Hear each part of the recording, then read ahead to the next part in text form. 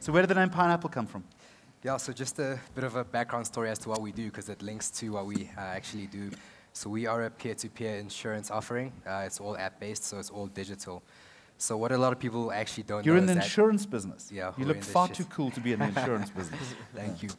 So what a lot of people actually don't know is that when it comes to the actual fruit, the pineapple, it's actually made up of a bunch of berries that come together to form the actual entire fruit.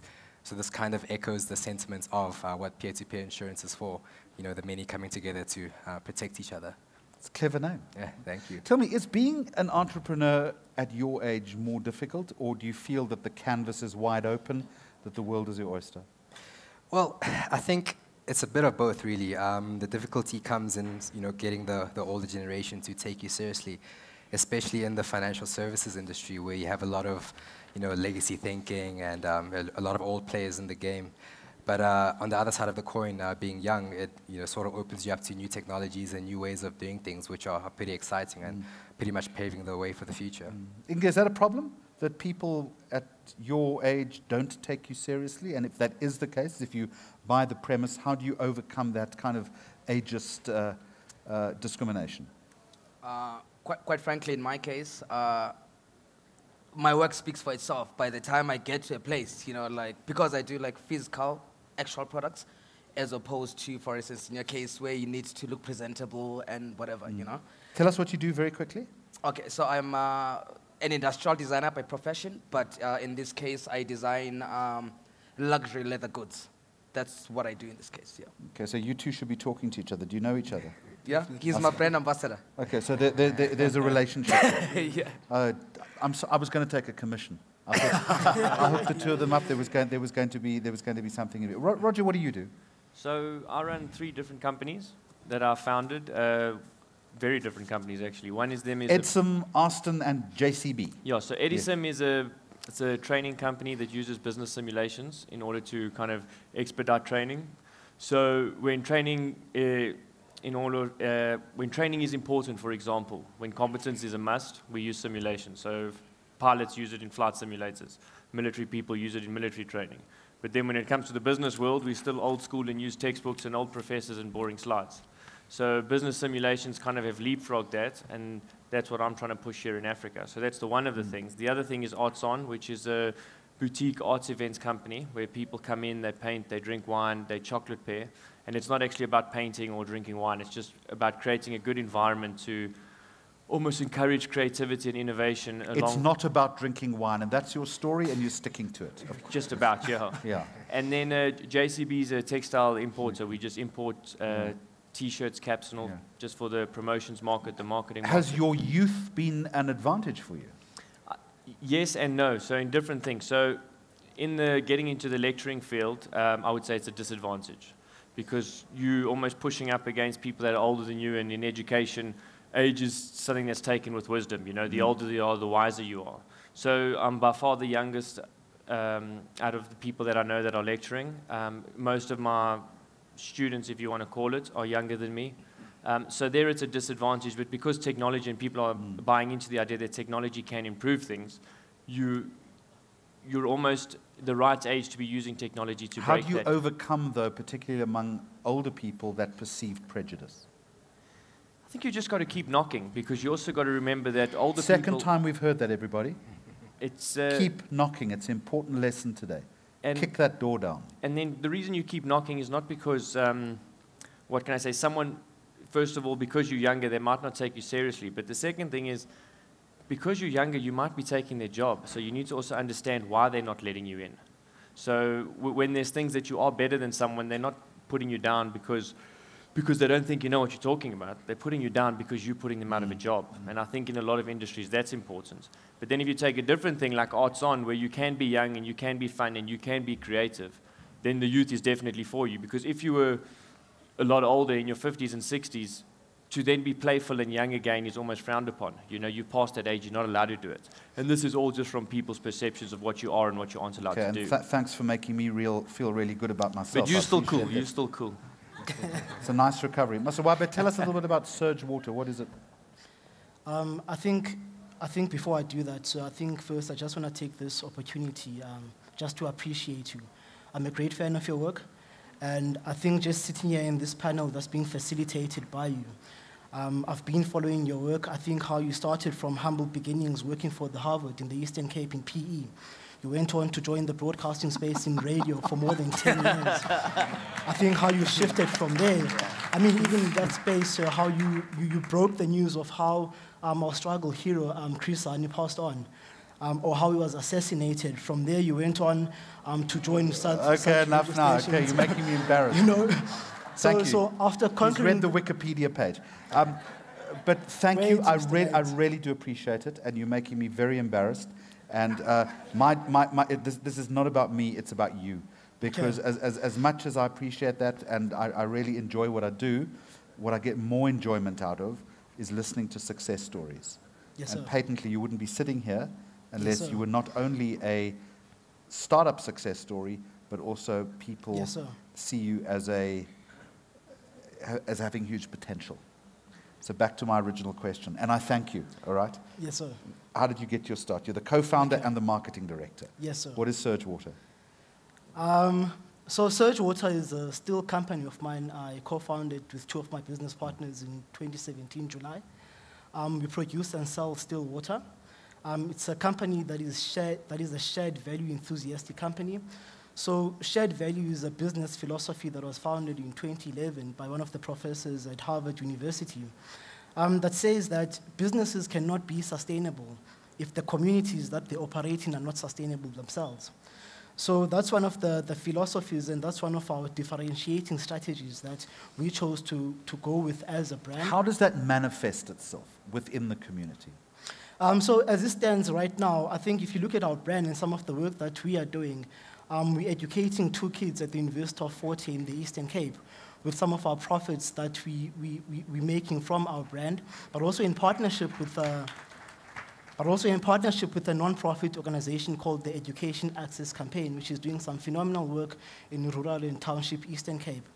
I'm also the former president of a non-profit organization called Enactus at the University of Johannesburg. In 2016, I was one of the key instrumental team members who led the team to becoming SA champions for the first time in history. Just to give you a brief background on what Enactus is. So Enactus is a non-profit organization that's mandated to curb socio-economic disparities that are faced by poor and underprivileged communities. So each university of the 26 universities in South Africa has the program Enactus. Students join the organization. They come up with projects, community outreach projects, that are aimed at uplifting those communities through entrepreneurship. Can entrepreneurship succeed without that social component that you're talking about? I don't think it can, because to begin with, entrepreneurship is about solving problems. I think if you live in a country such as ours, you can't just be an entrepreneur. You need to be a social entrepreneur. You need to be an entrepreneur that is solving social ills that we are faced with as a country. Even if it has an impact on your profit? No, not even. So you take certain percentage of your profits and you assist in terms of uplifting the very same people that are supporting you day in and day out. Doesn't necessarily mean you take all of your profits. Okay, Menzi, how did you get your start? What do you do? So I kind of started, I went on a trip overseas. I was in Mumbai and I saw this whole service. I come from a background in my family where we were always taught to dress well and be very gentlemanly. I remember my grandfather on Sundays dressing really well. And on this trip to India, I was introduced to made-to-measure clothing, which I'd never seen in South Africa. Is Mumbai not the craziest place you've ever been to? Yeah, one of my favorite It's places one moment, overseas. I don't know how many of you have been, one moment you fall in love with it and you never want to leave.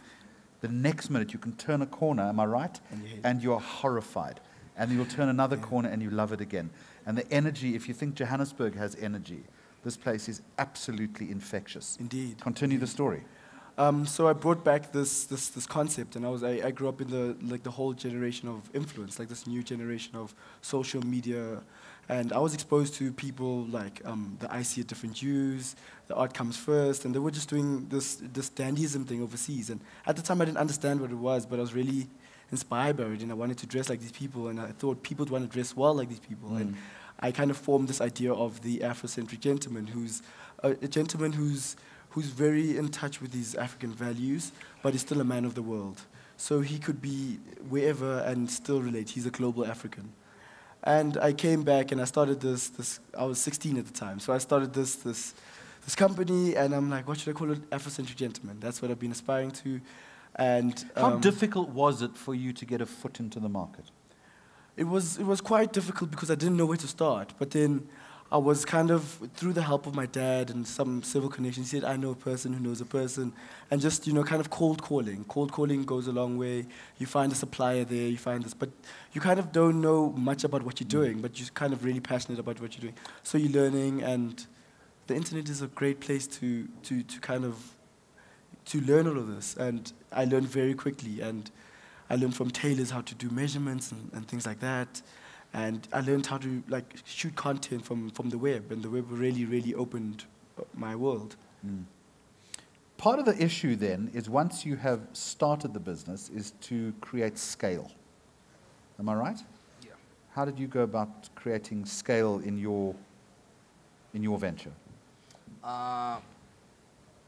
So when it comes to that, sustainability in business, I'm sure you'd understand it's quite a bit of a tricky thing. In my field, in design, the biggest problem is the access to market. I remember with my previous business, I was lucky and fortunate enough to have done exhibitions, across the world, from the Project Magic in Vegas to doing Messian Objet and so forth. So from there, we were able to get some distributors, who can distribute our stuff. So we're able to export a good 70% of our business out of the country. We used to export to at least about 60 countries, across the globe, Roger, when did you know with any of the enterprises that you're running that you had finally succeeded? Was there a pivot moment? Oh, I still don't know that. Okay. Which is a good thing and a bad thing, I suppose. A good thing, and I think it keeps you honest. But no, I think you never know that. I push each business almost every day, and you hope some days your business grows and some days you have some setbacks, When you say you push the business each day, take us into the engine room. What do you do? So how does an entrepreneur manage? Well, they don't manage. Yeah. So, for example, if we look at this week, so Monday morning I was at Vega doing a pitch of business simulations to Vega Business School. Then I had a lunch break with someone who wanted to be a partner who also wants to be a trainer of the simulations. And then Monday afternoon, I'm at WITS Executive Education doing a simulation. Then on Tuesday, I'm all day at WITS doing a simulation, and the computers at our textile business seem to have all failed, and I don't know if it was because of a zip file or because of an internet issue. So in between lunch, you're trying to balance all of these things. So comes Wednesday and everything's fine. Although you think it's a crisis on Tuesday, that's fine. Then I find out Wednesday morning I need to be back at WITS tomorrow again. So I think just with all these different things, you try to balance them as best you can. And like Alon said earlier, you can't have a set schedule and stick to it. You've got to roll with the punches. And Bentley, pick that up for me. How do you manage your day? So for us, we're just in a bit of a more unique position in that our business has separate functions. So we've got the operations side, we've got the technical development side, and we've got the sales side. So myself personally, I'm involved in the technical development side. So we've got a bunch of processes that we follow just to make sure that things get rolled out and that functions and features that we're working on get completed in a timelessly manner. I'm not too sure how familiar you are with the Scrum methodology of following out development, but basically at the beginning of the week, we assign all the work that needs to be done to the respective developers. So from Monday already, the developer knows what they have to do by Friday.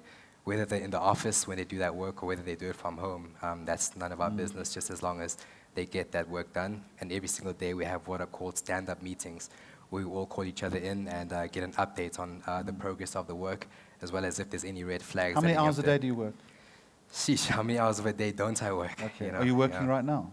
Yeah, I'm working right now. Okay. So I mean, conceivably, as you've been here today, you're managing problems and processes through your mobile phone. Yeah, and that's the nice thing about technology. There's a bunch of tools that you can use to remotely manage these things. But it's more than technology, it's a work ethic. Exactly. Do you work Sundays? Yeah, we do. Yeah. Bet you all work Sundays, which is important. I mean, that's the lesson, folks. I mean, I said to you right at the beginning of the session today that it's all about hard work. It's putting in the hours.